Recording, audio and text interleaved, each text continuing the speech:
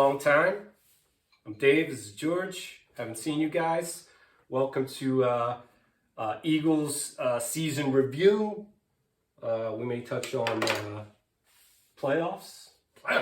We may touch on our predictions. I know you all remember them, and I don't. And maybe look ahead a little bit to the playoffs. What do you think? I think that's great. So Happy New Year. Oh, thank you. Happy New Year. Happy 2022, everyone. Hopefully it's better than 20 and 21. Yeah. So we usually, obviously, this is Whiskey Cigars Football, so welcome. But we're skipping on the cigar today because it's about 22 degrees out there, and so we'll double up on the cigar review. Yeah. Next show. Yeah, I think We'll go light one, put it down. Put it down. Can we double up on the whiskey or bourbon too? So, yeah, why absolutely. not? Why not? We'll do that. We'll do two different pairings. There you go. There you go. So that'll be a special show. Very special. Very special. But as usual, we're going to start with a whiskey review. And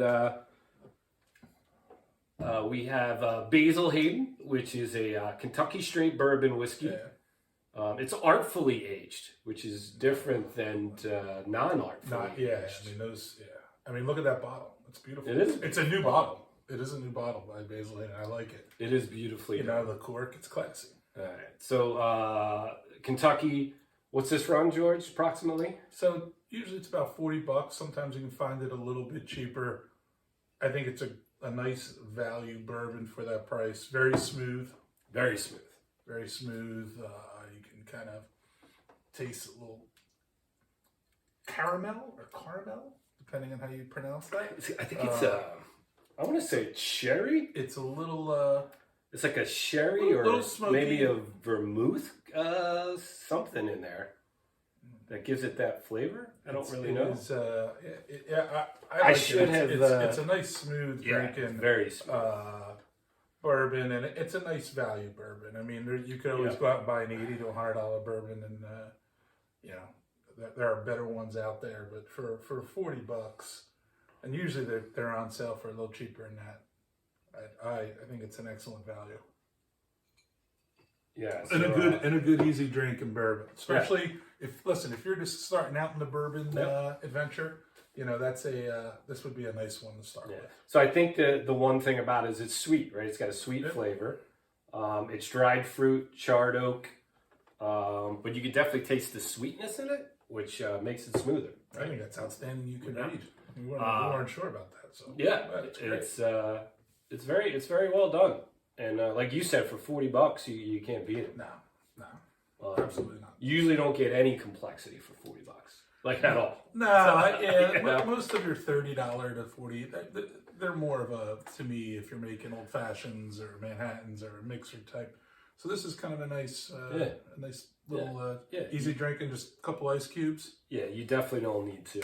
You wouldn't use this as a mixer, I don't think. I agree with you there. You would drink this because it's got enough flavor on its own. I would like to touch base on the beer. On the Moosehead. So we went back to when we were in high school, what we could afford. That's right. If we wanted good beer. Yeah. Like if we wanted like a Molson or a Moosehead. Somebody hit on a bet. Yeah. A couple extra bucks. Somebody, we had $30 instead of 15. Yeah. We would always go get, something from Canada, eh? Yeah. But, so we got some Mooseheads. Yeah. Don't you know? Yeah. Let's scrum up in the corners and win a face-off, without a doubt. And that's all the hockey we'll ever talk about. All right, so let's kind of dive into it a little bit here. Let's go. Talk about the Eagles. Yeah, playoffs. We're in the playoffs. We're in the playoffs, and I would just like to, George, we'll get into this a little bit, but you had them in the playoffs, for anyone who remembers. One of our shows. I had them at 10-7. Now, in fairness, I had them at 10-7 winning the division at 10-7. Oh, you did so that didn't work. But 9-7. And we'll talk about this game. Obviously, there's really nothing for the Eagles to play for. But I think for where this ended and where it started, the beginning of the year looked very gloom and doom. There was talk about I will say this. I'm Sirianni going to jump in there though. We did say, if you remember, the beginning of their schedule was really tough, and they were going to struggle. We talked about that. It's and it wasn't. I don't think it was that they lost some of those games. I think it was more that the way that they lost. I think you expected to lose to Dallas, but you didn't expect to get blown off the field. I think you expected to lose to Tampa Bay, but you didn't expect to rush twice the first 3.5 quarters. It was crazy. There were things that were there that it just seemed Kansas City like they were trying to find their way a little bit. Yeah. And I really think the one that kind of, obviously, I think everybody would agree that Raiders game finally was like, this is ridiculous. Not that the Raiders are a bad team, but for them to be up 33-7, especially when the opening drive, you marched down the field and scored and looked great, and then you kind of went away from what the strength of this team was, which has obviously been the offensive line. And I think the light bulb went off for Sirianni. To your point, they ran the ball down the field, scored, and then for some reason he stopped running the ball. Yep. And I think after that he said, "Okay, I'm just going to run the ball. I got to run the ball. It's the strength of my team." And we kind of thought in the beginning he would do that because he came from an Indianapolis team that ran the ball. You had no receivers to throw it to. And listen, I get it. It's not 1975, and you have to throw the ball in the NFL. And I'm not saying this is something that you can keep going forever, but for this year, it was the strength of your team, and it was the way that you were going to be able to stay competitive and win football games. Now, the second half of the year, the schedule was much easier. Much. You didn't play as good of teams, but hey, you beat those teams. And I mean, you look through the last couple of weeks, like the Lions and the Texans and some of these teams pulling off upsets or playing really tight. Hey, the Eagles have won. They won the games that they had. Dominated some teams. With the exception of the Giants. That was the one game all year. That's the one Jalen Hurts. He threw 4 picks or whatever, ridiculous. And three picks in that game, and a couple drops by Rager at the end. That was the only game all year. You're like, oh man, that's just a terrible loss. But every other loss is either a playoff team or a team that still can make the playoffs this week. Yeah. So all in all, I think as an Eagle fan, you have to be happy. Sure, there's concerns. Slow starts, especially by the defense, kind of not being aggressive on that side of the ball. And obviously they've done very well. And numbers are numbers. I'm an eye test guy. The numbers look okay because you've played just terrible. Yeah, you played some slop. Yeah. So you don't want to go in the playoffs and you're playing Dak or Kyler or Aaron or Tom, all these guys, Matt Stafford, like, you can't fall behind 2-3 scores and just expect to come back. No. So we got to see a little more aggressiveness because I feel like when he's gotten aggressive, Jonathan Gannon and the defense, they've done pretty well. They've done well, and like you said, it's not against the greatest competition, but still the NFL players. Still NFL players. Still getting big paychecks. Some of these guys. Yep. And if I remember correctly, for me, I did not have them at 10-7. I think I had them at 6 or 7 wins. So I will say that. But I also said to you, I had no expectations and was looking forward to the year. And I can honestly tell you, I felt that way the entire year. And when they started winning, whether it was the schedule and all these quarterbacks and COVID, whatever, it was just enjoyable to watch. But the whole NFL, listen, the whole NFL dealt with COVID. The whole NFL played other bad teams. I think you have to have some joy from this Eagles season. If you're an Eagles fan, I think this is exciting. It's great. It's different than the playoff times in years past where there were maybe the expectations or I think this year, obviously, you don't want to go to a playoff game and lose 45-0. And I don't think they will. But neither do I. Yeah. But I think it's going to be kind of exciting to be that underdog. And I think we can be a dangerous team because of our offensive line, because we can run the football, because Jalen has the ability to extend plays. Yeah, he can make a play when he has to. And as long as they stay close, I think they're going to have an opportunity in some of these games. If they get the lead in one of these games and they pound the rock, they're going to be there at the end of the game, and we'll see what happens. That's how I feel about it. So George, we made some predictions for those who remember. I really don't, but I know George knows some of these. Yep. We were close on some, but I don't know if we really nailed. Well, you nailed it. You almost done 10-7. That was our record prediction. We did say that the offensive line Was the strength. Was their strength, and that they were top 10, top 5 if they were healthy. And in all honesty, they were the best. The best offensive line in the league. You did have some injuries with it. I mean, Brandon Brooks obviously has missed, the whole entire, got hurt in the second game. Sayamalu out for the year. You lost Lane Johnson for 3-4 games. Lane was for 3 games. Mulata for 3 games. Dickerson was a little banged up. Has been the consistency the last 12 years. Jason Kelsey was there the whole entire time, but Legend. Hall of Famer. Hall of Famer. Not just Eagles, but NFL. Yeah, NFL Hall of Famer. I agree. I think they did Jeff Stoutland is the best offensive line coach in all of football. I think they had credit to because what I was told, and I don't know if this is true, they gave Stoutland a ton of money to stay on. Oh, yeah. And as they best money they ever spent. As they should have. I just think Dickerson's been wonderful. Lane's back. Mulata's been awesome. Yeah. Kelsey, they're just a great unit, and obviously it's been the key to success. Yeah. We did think the D line would also be a strength, and that was disappointing. Especially we thought Barnett would maybe step up, being in a contract year.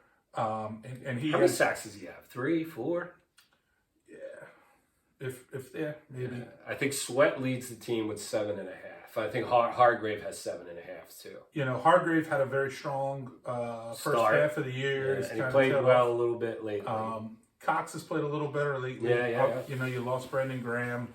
You really haven't gotten anything out of Kerrigan. You know what? That's true. We did not expect him to lose Brandon Graham for the year. So when we talked about that, we did not have that happen. Milton Williams has come on lately. After a slow start, but it hasn't been the strength that I think that defense needs it to be. But that was a big one. Yeah. And then we had Jalen Hurts with 30 total touchdowns between running and passing. He's at 26. He's probably not going to. He's not going to play this week. I mean, there's no reason to play him this week. I hope he's not playing. No, I hope. And he obviously missed a game, but he was in that ballpark, especially if he played these 2 games. Other than really the Giants game, because I felt Sirianni put him in really bad spots in the beginning of the year. I don't having him throw the ball 30 times in Dallas was insane. Yeah, I mean Dallas was a bad game. Tampa was you got some garbage points at the end. Yeah. But Tampa was a bad game. The Raiders was a bad game. Garbage points at the end. But to your point, in the second half of the season, outside of the Giants game, he's played pretty well. He's definitely played better. I think he definitely deserves that chance to come back next year. Yeah. I think we'll talk more about this later, but with $45 to $50 million and all the draft picks they have, they can really build that team around him. Mm-hmm. And then the last one was Jonathan Gannon. I wasn't a big Schwartz guy because I thought Schwartz played passively, and then I thought Gannon was going to be different, and Gannon played passively, and he's lately been more aggressive, but it seems like he almost, let's see what this person can do, and then I'll make adjustments. I'd really like to see them come in with that game plan coming into a week ready. And everybody says play. That doesn't mean you have to blitz every single play. Yeah. But most Eagles fans would love you to blitz. Every single play. Right. But blitz every play. But you do have to I'm not here to tell you that their quarterbacks are the greatest ever. No. But you have Darius Slay's in the Pro Bowl. You have Maddox, who's done a very good job in the slot. He's playing really I think Nelson's been solid. It is on your defense right now. Those 3 guys are your strength. I would agree. Play some man-to-man. Send an extra guy here and there. Disguise some things. If you're going to blitz, you don't just have to line up 5 guys all ready to go on the line. Yeah. Jimmy Johnson blitzed, but Jimmy Johnson was great because he was able to disguise his blitz. I would like to see a little more. I don't think it's because he's not a bright guy. I think he's just so scared to make a big mistake. Yes. That we're not making the big plays. But I do think that was a coaching staff decision. I don't think it's just him. I think it was like, we're going to play this way, right? Like as a philosophy. Well, as a philosophy, that's one of the things on the coaching staff is you have all young guys. I mean, if you believe what you hear, Cerny's got on his ass a few times about the way that the defense has been playing. You could play a zone. You know, it's and have an aggressive zone, right? You don't have to play a passive zone. Like, you can move the zone up within 5 yards of the line of scrimmage and still play zone. Yes. Like, you don't have to have it 30 yards. No. I think I don't want to be like, oh, we won, but I'm an eye test guy. The numbers have been good because of the last few weeks. You can't fall behind in the playoffs by 2-3 scores, and I think you're going to come back and win those games. No, not against those quarterbacks. But the offense has to go down and score as well, right? The offense hasn't scored in the first half either, right? If you think about it, yeah, right. So, I do think it becomes a different game when the offense takes the ball, goes down and scores, right? It changes everything, and the Eagles haven't been doing that the last couple of weeks. So, so we were pretty close on some of our predictions. My boy is dialed in. He knows his team very well. He knows it better than me. So we're going to touch base a little bit on Saturday's games, and we just did this before we went on. But there are some, Saturday and Sunday's games this week. So Eagles play Saturdays, 2 games Saturday, but there's a lot of important games on Sunday. Everything. We went through those 3 games that don't mean anything. Yeah. So for those of you who don't know, the Eagles put like 38 guys on the COVID list. I believe that's a strategy. So for those of you who don't know, if you have a player on the COVID list, you can make unlimited transactions from the practice squad to the active roster if someone's on the COVID list. If it's an injury, that's different. You can't make unlimited transactions. So that's why you saw 12, 13 guys, I think it was, going on the COVID list. I do think if it was an important game, they would all be magically cleared by Friday, considering that I don't think they have any real reason to play other than to just smash some Cowboys. I mean, as much as you want to beat the Cowboys, there's no way I'm playing Hurts. There's no way I'm playing Kelsey and Johnson and Cox and Slay and McLeod, any of the older guys. Yeah. There's no reason. So the only guy that I think will play, and if you could pull up the practice squad for me, I'd appreciate that, George. The only guy I think it'll play is Kelsey. If you know, Kelsey has a consecutive game streak of I think it's 230 or some crazy number. So you may see Kelsey play 2 snaps a series and get out. If that record's important to him. And I don't know if it is. I don't know if he's that guy. I don't know if he cares or not. I think Devontae Smith needs 38 yards to break the so you'll probably see receiving him. Yard. Yeah. I wouldn't play Goddard. The guy I wouldn't play is Goddard. I wouldn't play Goddard. Goddard's sitting as well. We can play name that practice squad player. Yeah, so we're gonna go through some of the practice squad because you will see some of these guys Saturday night. I'm gonna tell you one of your favorite guys is on the practice squad. Who is it? It's Dick Rod. Dick Rod? Dick Rod. Dick Rod will see some action on Saturday. Dick Rod will be... Goddard will not play. Dick Rod will. Busting up some gaps. He will. He always gets open. Can't block and save his life, but he's open. He's open. There's a couple... And he catches it. Couple guys names I know. Jason Huntley. He'll be activated because I think most of the Eagles running backs will not. Jacoby Stevens. He played this week. He played on special teams. He had a tackle on special teams. Craig James. He definitely might play. I don't think they'll play Slay or your boy Nelson, as a matter of fact. Casey Tucker. He's an offensive lineman, right? Yeah. He might play because I don't think Mulata's got that banged up elbow. He's not going to play. Kerryon Johnson. Johnson. They signed him, I think, to play him. To play. Cameron Meliveau. I don't know. I've heard that name. He must be from LSU. Deion Kane. Wasn't he Superman? He was Superman. I think he was Superman. Jared Maiden. Who's that? Mark McCain. What is Jared? Mark McCain is a cornerback. Yeah, they're both D-backs. Oh, I didn't know Jared Maiden. Who's that? What else? And then we cut. No, we didn't cut that guy. There's Coyote. Yeah, the guard. Yeah, he was one of their undrafted free agents, and he got a large signing bonus. But he's not. I don't think he's been activated. I mean, Jonathan Hightower, who he's on. He might play. He's on the COVID list. He may play though. Keyshawn Johnson. That's Kenyon. They just got that right. No. Who's Keyshawn? I don't know, but it's spelled differently. But Keyshawn. What position? Wide receiver. Okay, I don't know that guy. And then Marvin Wilson, excuse me. What's he play? He plays D tackle. I don't know him either. Yeah. So is Ty McGill still on the team? No. Did he had to get picked up by somebody. He had a great preseason, remember? Ty McGill? Yeah. He had like 3 sacks in the preseason. He's the only guy who did anything in the preseason. He's the only guy that played in the preseason. It's true, too. That's very true. Yeah, so we're going to see some practice squad guys. Yeah. But, you're going to see a lot of guys activated you never heard existed. I'm going to the game, and enjoy it. I'll be lubricated. Saturday night. You should film an episode of Whiskey Scars Football. Maybe we'll do it like remote. Yeah, remote. We'll remote I'll it. FaceTime you. I will absolutely do that. Without doubt. That's phenomenal.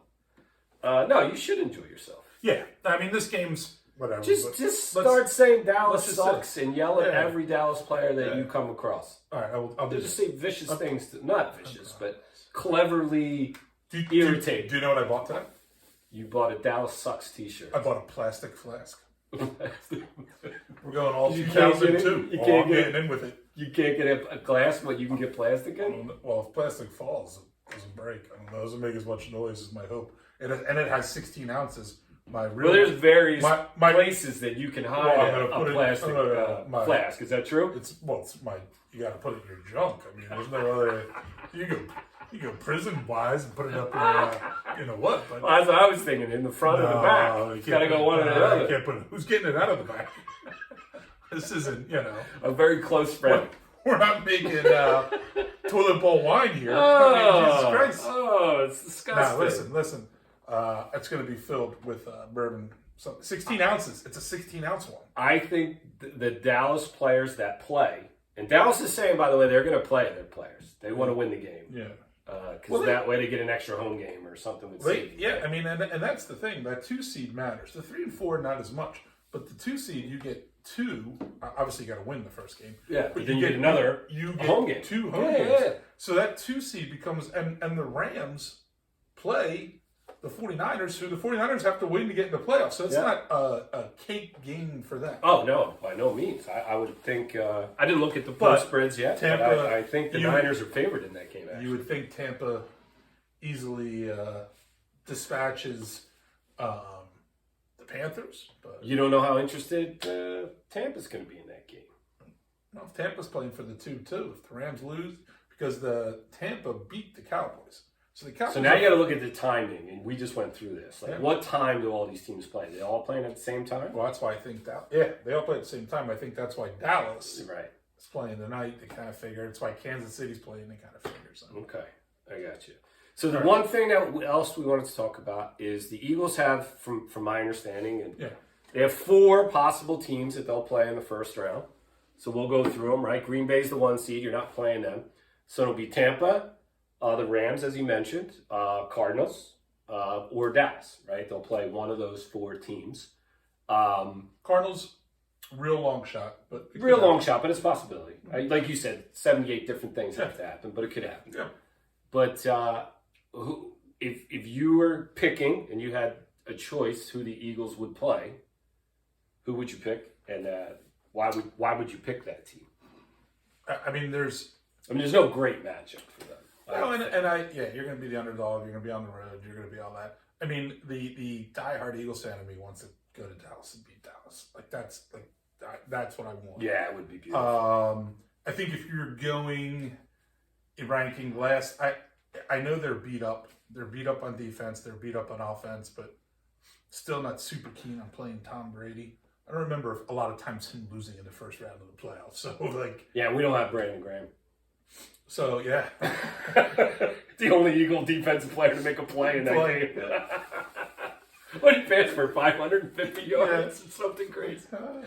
So I'm not huge. They would be 4. I'm okay going to LA. I think we talked about it before. I think you can run the ball on LA. Yeah. Matt Stafford, hasn't had that opportunity, but it's not like he's, has this big playoff record that he's going to come in and all of a sudden he's going to be under tremendous pressure. Whoever he plays. I think the Cardinals haven't played really great lately, so I think those would be my top 2. Yeah, I would agree. and I put Dallas right there, but Tampa's not somebody I want to play. The only thing I would say to you, and I agree with you with Tampa, is the two teams at the Eagles, like if you just do matchups, is going to be the Rams, you already talked about, and Tampa. Now, Tampa has a defensive tackle. I can't remember his name. He's been out, but I'm hearing he's coming back. I don't know, is it Barbary or something? He's this massive Samoan guy. Yeah. And when he plays, you can't run on Tampa, right? Because he takes up 4 blockers and does all that stuff. But he's been out, and they've been getting gashed with rushers. The Rams are giving up 200 yards a game. Were they getting gashed by Dick Rod? Dick Rod doesn't run the ball, does he? Well, You don't know. But the Rams have been giving up almost 200 yards on the ground, which is amazing to me. You would think with Aaron Donald, you wouldn't be able to run on them, but you can. Like, every team has run on the Rams. No, and that's where I think you're right about Tampa's defense has had a lot of injuries and but I hear that guy's coming back. But I still I don't want to see Tom Brady throw for another 550. I have no interest in that. Even if he doesn't throw for 550, I don't want him having the ball in a 1-score game at the end. So. Yeah, I don't want that either. So for me, I would think the Cardinals are 1. I would love to somehow, because I think Cliff Kingsbury is a horrible coach. So, and Kyler Murray's never been in a playoff game. So, I go with them 1 and I'll go 1. I'll go Rams 2. I would go Tampa 3. Dallas 3 and Tampa 4. But they're like Dallas chokes every year. They do choke every year. I was surprised. And Mike McCarthy makes terrible decisions. He does. And I was surprised they lost that game at home to the Cardinals. I wasn't surprised at all. They choke every year. They just fell apart. I mean, they've been playing so well. They just fell apart. They went 1-3 in November. And then had a win. Yeah, but then they won 4 in a row, right? But then they beat the Giants in Washington and just like the Eagles. Yeah, it's not like they went out and beat anybody good. Like, give me a break. They're a bunch of chokers. George, if you're asking me if I hate Dallas, I do. It's not a matter of hating. No, I have a deep hatred. I can hate somebody and respect them and say, oh, look. That's true. That's how I feel about Tom Brady. Yeah, I don't like Tom. But Tom Brady, I don't want. I respect him because he shows up. When's Dallas showed up the last 25 years? They got 2 playoff wins. Enough said. Agreed. Yeah. All right. You can't convince me not to root against Dallas. I would do that. So the last thing that we wanted to talk about today was our Super Bowl predictions. Yeah. Kind of see where we're at. So I'll let you go first. What was your prediction? I had Packers. Remind all of our 10 fans. I had Packers, Bills. I think we're up to 18. 18. Packers, Bills. I'm going to stay there. The Bills obviously have not played as well. Yeah. But I don't think there's a clear-cut AFC team. I don't think there's somebody that you're just like, oh, man, there's nobody that can beat them. Kansas City's defense has played much better. But it seemed like their defense got better, and then their offense started to struggle. They got gashed, to use your word, on Sunday. Cincinnati, I think moving forward, man. I mean, Burrow and Chase. And it looks like they got a real coach that knows what he's doing. Doing. Well, yeah, but their defense doesn't, scare me. No, not at all. So there's not that clear. So I'm going to stick with Buffalo. Green Bay, 2 NFC championships in a row. Matt LaFleur's won 39 games in his first 3 seasons, which is more than any Rodgers coach. has won 39 games in 3 seasons. Just kidding. But I mean, he's been the coach. Agreed. McCarthy got fired from there. Other guys, got fired. They weren't winning 13 games. No NFL coach. McCarthy won a lot of games, though, right? He's got more than 1 Super Bowl, won a lot of games. To your point, I don't think NFL coach has won 39 games in their first 3 seasons. I agree. No argument. And so I'm going to stick with Green Bay as my NFC team. And then my prediction was the Rams in Buffalo. I don't know why we both like Buffalo, but we do. They said Buffalo always seems like they're built for the playoffs, but until Allen does it, right? You don't know. I mean, he made the NFC title game last year in his second year. Was that second year or third year? Yeah, I mean, he's like in his prime, right? It's like his 4th year. He's been in the playoffs. Like He's got no reason. I'm riding Buffalo. Yeah.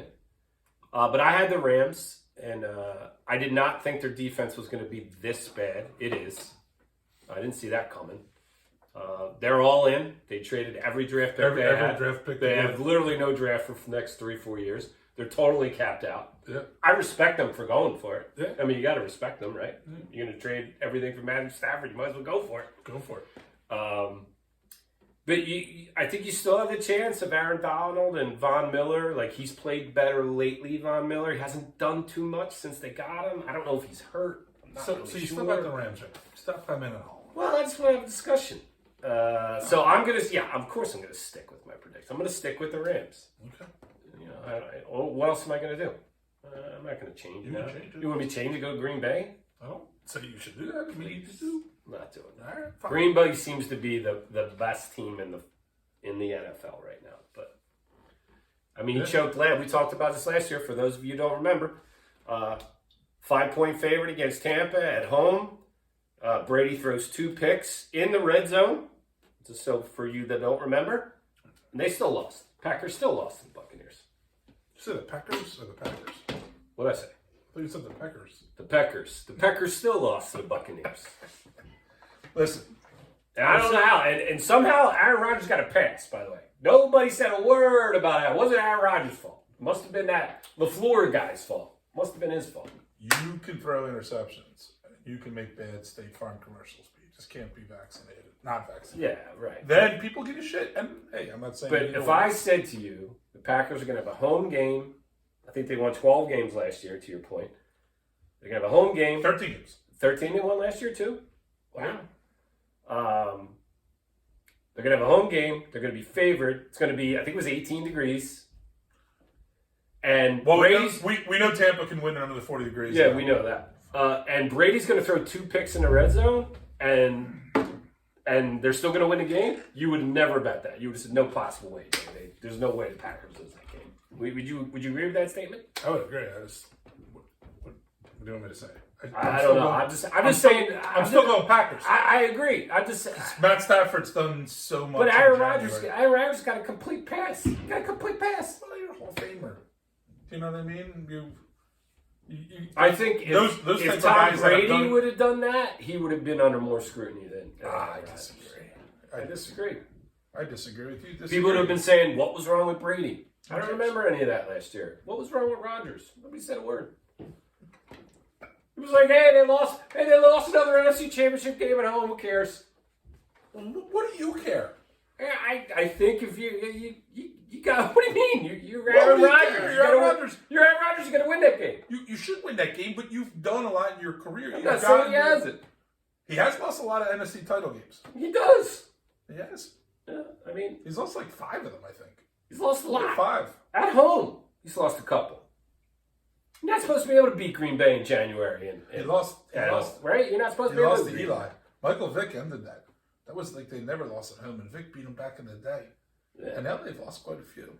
So, whatever. Let's bring on Green Bay. Let's win the first round and go to Green Bay. So we are committing to... Road trip? Yeah, absolutely. No. We are committing next week to having a playoff show. We're committing to that. A playoff preview. Playoff preview. We're going to break it down. We are going to break it. We're going to get X and O's. We're going to break it down. We'll have a chalkboard. We will have a chalkboard. Why is this so low? I'm not going to write with this hand because it's broken. But like, subscribe, call us, text us, tell us we suck, whatever you need to do. But we'd love to hear from all you guys. And thanks. Cheers. Happy New Year. Cheers.